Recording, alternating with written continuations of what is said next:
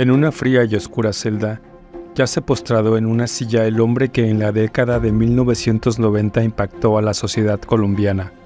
Hoy, a sus 66 años, es víctima de una enfermedad que carcome su ser.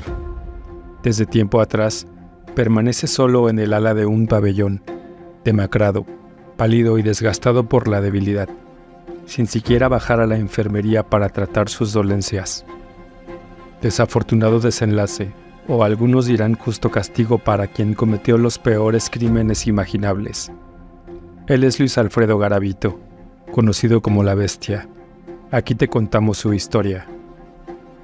La oscura época de los niños desaparecidos. En lo más sombrío de la zona rural de Villavicencio, acechaba un depredador implacable, el mayor violador y asesino serial emergido de las sombras en Colombia, cuya sed de sangre solo se saciaba con la inocencia infantil. La mera mención de la bestia hacía que los corazones temblaran en los callejones. Sus víctimas, seres vulnerables de entre los 6 y los 16 años, eran arrebatados de sus juegos inofensivos en parques infantiles, donde la penumbra del mal se cernía sobre ellos para acabar con su vida. ¿Pero qué llevó a Garavito a cometer tales actos tan atroces? ¿Cómo logró burlar la justicia por tanto tiempo? Fue en la década de 1990 cuando Colombia se sumió en el terror. Los informes de niños desaparecidos comenzaron a inundar las noticias, dejando a la población en un estado de angustia desesperante. Pero nadie sospechaba que un solo individuo estaba detrás de todo esto, conocido bajo múltiples apodos como La Bestia, el Monstruo de Génova, el Loco, Tribilín, Conflicto y el Cura. Luis Alfredo Garavito llevó a cabo sus atrocidades sin piedad. Garavito nació un 25 de enero de 1957. Conforme a la investigación, tuvo una infancia introvertida. Durante sus años escolares, Luis Alfredo era objeto constante de burlas, tanto por parte de sus compañeros como de algunos maestros del colegio, lo que finalmente lo llevó a abandonar la escuela a la edad de 10 años.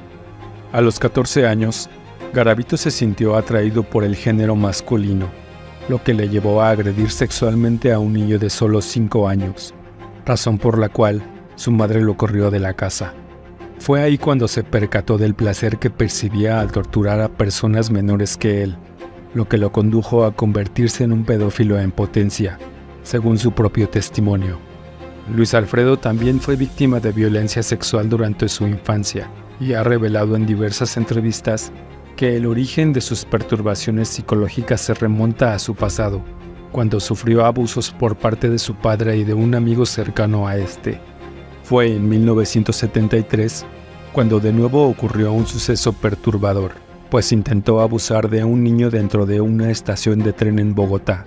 Sin embargo, en lugar de recibir orientación y apoyo, fue reprendido por la policía y enfrentó el rechazo de sus padres, por lo que percibían como un comportamiento homosexual. Con el paso del tiempo, el potencial criminal desarrolló múltiples trastornos sociales y psicológicos. Mientras que una adicción al alcohol se apoderaba de él, su vida se convirtió en una serie de empleos sin rumbo y relaciones insatisfactorias con mujeres, lo que le causaba problemas para intimar. Aunque parecía tener una apariencia normal, su verdadera personalidad escondía una naturaleza extremadamente violenta. El escalofriante método del asesino de menores.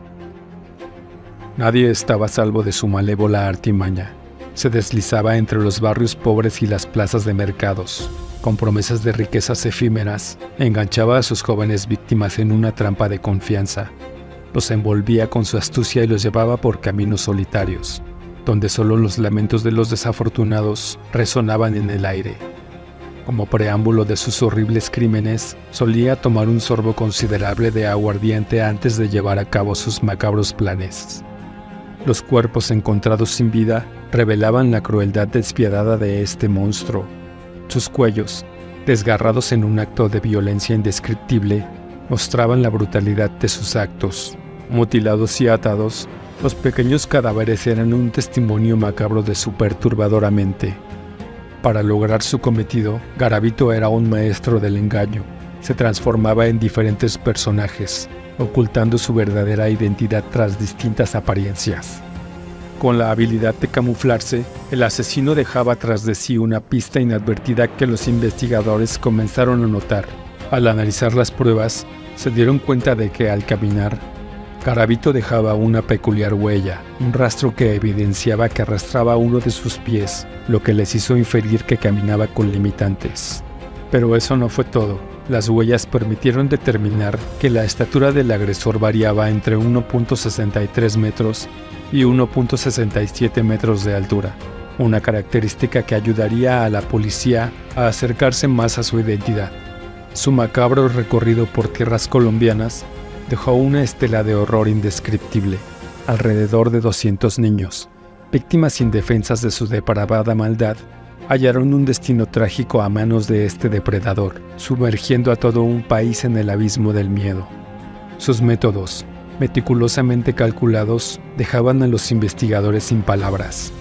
Cada niño caído era un recordatorio macabro de la monstruosidad que habitaba en las profundidades de su ser. Policía de Colombia captura al asesino de menores.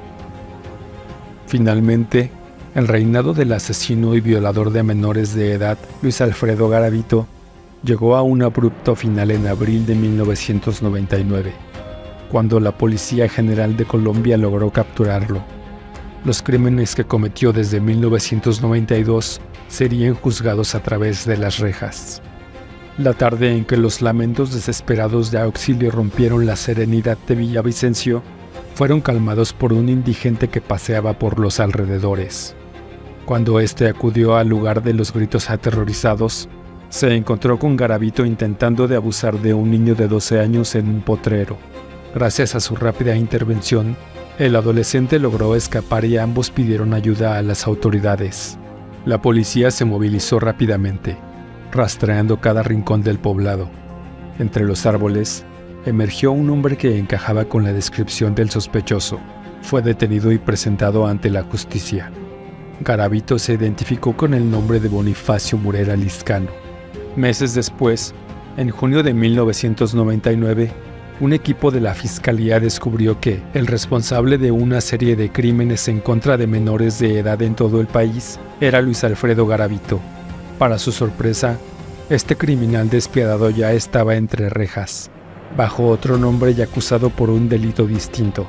El 25 de noviembre de 1999, Garavito admitió su responsabilidad en el asesinato de 140 menores de edad y también de personas de mayor edad, tanto en Colombia como Ecuador y Venezuela. Según los informes de la Fiscalía General de la Nación, Luis Alfredo Garavito fue condenado por el homicidio y abuso de 172 niños, niñas y adolescentes.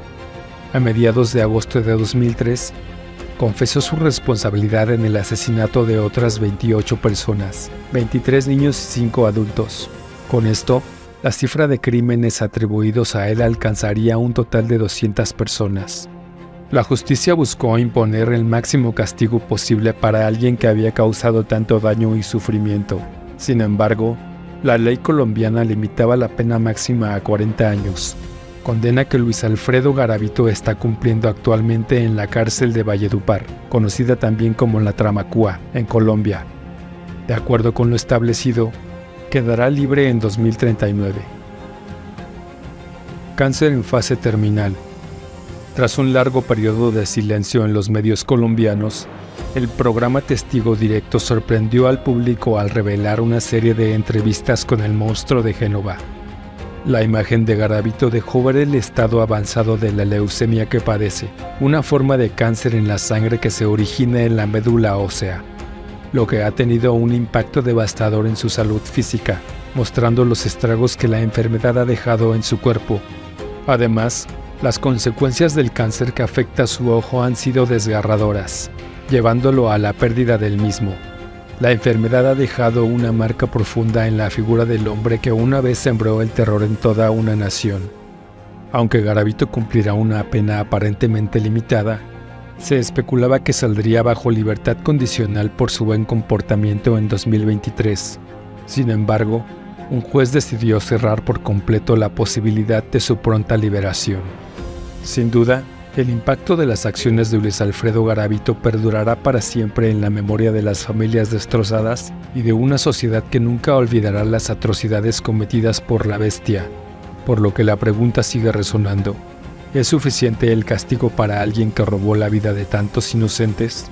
Si tienes algún dato que agregar, cuéntanos qué opinas en los comentarios. Si te gustó el video, no olvides darle like y suscribirte a nuestro canal para seguir informado.